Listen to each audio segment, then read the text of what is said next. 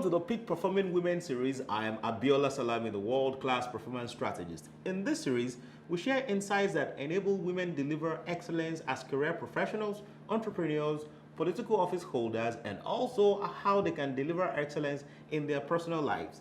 So you can follow the link on your screen right now to see the amazing work we are doing in engaging, empowering, and celebrating women. In this episode, we shall be discussing 6 strategic ways to use tact and assertiveness to shut doors gently. What does this really mean? It means that you can apply tact and assertiveness to reject something that you are not really comfortable with without necessarily rejecting the individual. That you can make a point without making an enemy out of making a point in your business and your career and the way you engage people all around you. But before we go fully into this discussion, let me thank all the women who attended the last monthly interactive session. Let us hear from a few of them.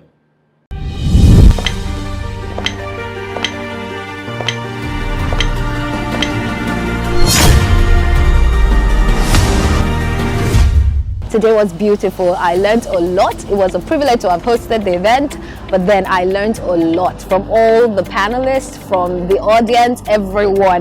Some of my key takeaways were just to be more. Apart from being more, autograph your work with excellence wherever you find yourself. That's one thing I've always lived by. But today, I think it was reinforced in another dimension. That means across board, from work to home, everywhere. Reinforce your work with excellence, or autograph your work with excellence. I think that's it primarily. So, and I want to congratulate Abiola on this one. It's the maiden edition, and we look forward to many more to come in the nearest future. So be a part of it. Join the TPPW initiative. It's a good day today, and I'm happy to be here at the Peak Performance Woman Interactive Session. Today I have learned a lot from the speakers and even from the questions that were asked. Today I'm taking home with me that age is not a barrier to anything that you can do and that you can be. And I'm taking with me the spirit of excellence. Whatever you do, do it well. Do it well. I'm grateful for the organizers, and I am asking that God will bless him more and more. Thank you.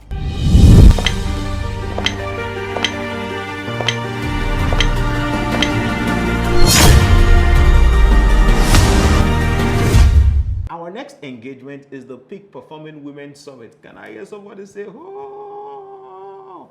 Yes, at that summit, we'll be learning from some very senior ladies across Africa. It will be a great time of fun, of networking and inspiration. To register, simply visit the link on your screen.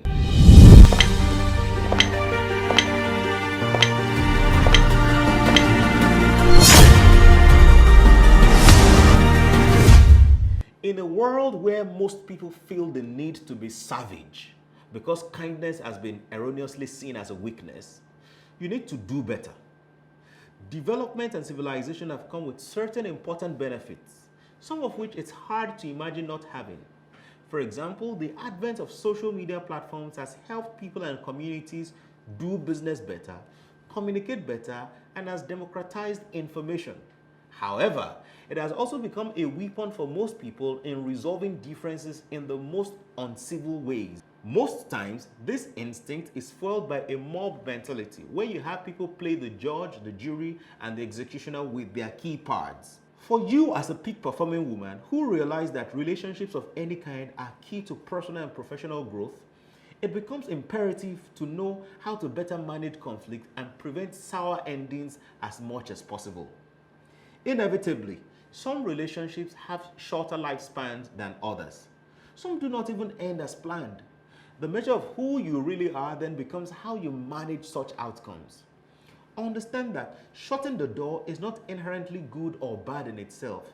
How you do it is what defines your level of emotional intelligence. Here are some of the smart tips that you can apply to help you in these situations.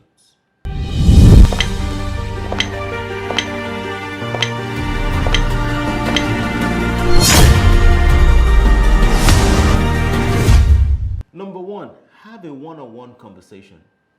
Talk to the other party or parties, preferably in person.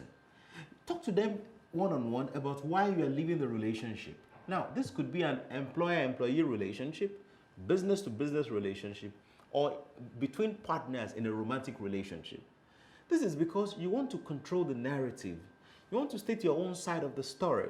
You want to give the other party an opportunity to state theirs as well, and possibly infer that the issues were not personal but with other factors. This is because you may want to continue such relationship outside the circle you are exiting. A one-on-one conversation gives both you and the other party closure and prevents you from developing alternative truths from sprouting. It's a sign of respect that Lionel Messi had signed up for Barcelona since year 2000 at the age of 13. He had enjoyed a much successful spell, winning major personal awards and team trophies. However, owing to the La Liga policy of ensuring that its teams stay financially solvent, it put a cap on players' wages. Even after Messi agreed to a wage cut, it still wasn't sufficient. Clearly, he did what he could do to stay, but it was now beyond him. So, in an emotional farewell speech after his move to another club, he thanked Barcelona for his over 2 decades relationship with them. That is a way to end a relationship on a high note.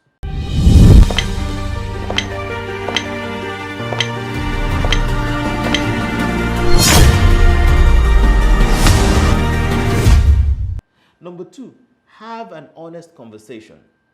What an honest conversation cannot solve does not exist. For instance, you want to leave a relationship because of a breach of contract from the other party.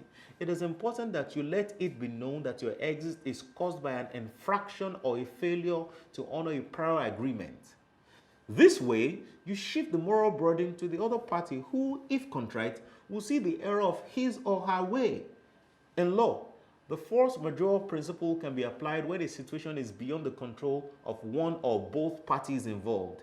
It also helps the other person not to make the same mistake in the foreseeable future. Especially for breach of contractual obligations, it must be exited using the tools made available within the ambit of the law. This may include arbitration, where a third party, usually a judge, agent of state, or other types of dispute resolution arbiters will, without vile means, dissolve such relationships. After realizing that they couldn't continue as husband and wife for obvious reasons, Kanye West and his wife, Kim Kardashian, decided to go their separate ways. Regardless of the fact that it was Kim that filed for divorce, she still supported Kanye at his Donda album listening event by making a famous appearance. They may not be together as a couple, but they managed the split in a way that ensured that they can effectively co-parent and do other things together. My dear woman, the fact that your relationship has ended, maybe it's a business relationship or a personal relationship, a romantic relationship, doesn't mean that you should turn the person to an enemy. Yes, there could be a serious conflict issue, but you can still ensure that you make your point without necessarily turning the person into your enemy. Build collaborative relationship with people, because you never know, you may need this individual anytime in the future.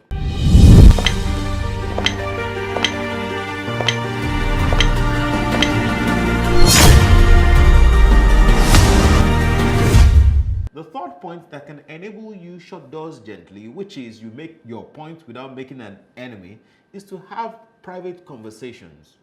You see, one reason most relationship exit goes sour is that it has been exposed to public scrutiny.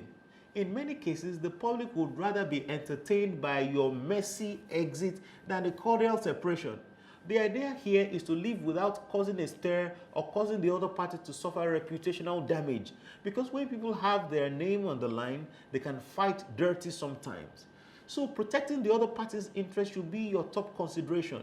You see, I wonder why people who claim that they're in love, when the relationship goes south, they go out there, fight dirty, and call themselves unprintable names and just go on social media and share different nasty things about each other. It says to me that in the first place, there was no love between these two people, because the public always wants to get entertained and they will feed on your content for their own entertainment. So protecting the other party's interest should be a top consideration for you. You don't want to cause carnage on your way out of a relationship just because you felt wronged.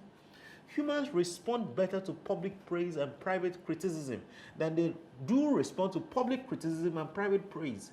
The failure to understand these dynamics may leave you with 2 fires to put out. Let us think about this. Bill and Melinda Gates, They've built Microsoft into one of the most powerful companies in the world. They jointly invested massively in other humanitarian causes. So when their personal relationship turned sour, they had to chart a new course that will not jeopardize the interest and sustainability of the organizations they've built. This meant that the details of the divorce had to be kept away from the prying eyes of the media. And within a very small circle, they kept it within their circle. The process was measured. It was Bill stepped down from his role amongst other concessions. This led to a successful execution of damage control. My dear woman, we don't have to spoil every other thing because a relationship has gone south. We can gain insights from these people who have led a good life despite that their relationship went south.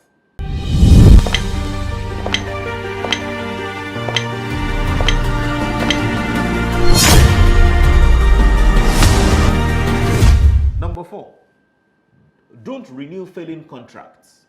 When it comes to contracts, the law is not emotional. You get whatever you signed up for, not necessarily what you deserve. Most times, you sign up for something that is skewed against you or that rips you off. It may be difficult to renegotiate the terms of such contracts, especially when the other party is very unwilling to shift grounds. What you can do is to wait out such contracts till the expiration of your statutory obligations. Failed contracts are not always brought about by non-disclosure of one party.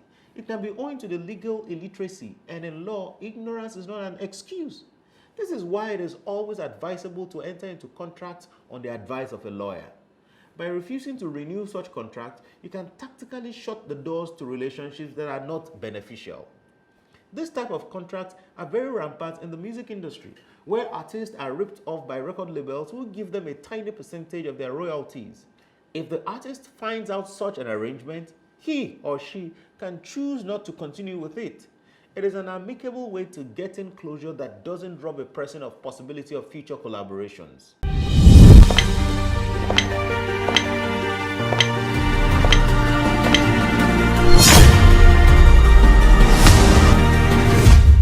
Number 5, you can cite personal reasons.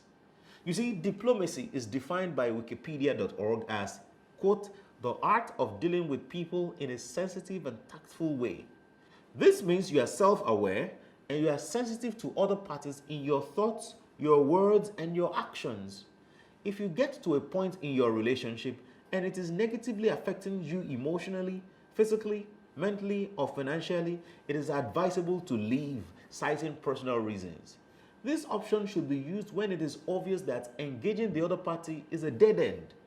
Instead of complicating the situation by bringing up more details that may trigger unwanted emotions, personal reasons gives you a cover to exit amicably because your privacy will be respected and your real reason will not be further interrogated. With that, walking away is a small price to pay for peace. CNBC once reported that the former chief executive of Tyson Foods, Dean Banks, resigned from his role after just 8 months on the job, citing personal reasons, and leaving the company's head of operations to take over. However, it was rumored that he got on the wrong side of the office politics, and instead of making a fuss over it, he simply took the high road.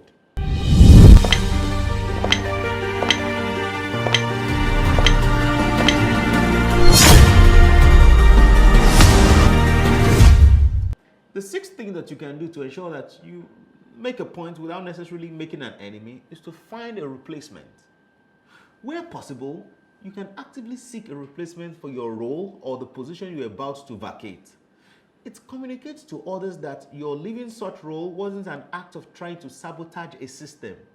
You can use this approach to excuse yourself from toxic environments by institutionalizing your role. In a case where you have a contractual obligation, this is a tactical way of exiting relationships where you can help the organization in question. You can help them to match the vacuum created by finding a person that matches your competence level. Most employers fume at the resignation of top talents because they have invested time and resources expecting some level of returns. Those disruptions affect business models. Let us take a cue from the late Steve Jobs, who picked his longtime associate and former chief operating officer Tim Cook as his successor. Owing to health reasons, Steve Jobs had resigned his position as the chief executive officer of Apple, and instead of leaving the company in disarray, he actually played a role in finding a suitable replacement. By pulling such a move, he satisfied all the critical stakeholders, and today, Apple's share price and valuation has more than doubled since then. My dear woman, it is important that we learn these strategies and apply them in relationships, even toxic relationships. We should learn to shut doors gently. We should make a point, but ensure that we don't make an enemy. It shouldn't be about you must say what you want to say, because there are many times that freedom of speech is guaranteed, but your freedoms after speech may not be guaranteed. And this doesn't necessarily mean that anybody will incarcerate you or jail you or arrest you. It just means that you may deplete your emotional bank account with people. Many times, it is better to even keep quiet, even when you are wronged.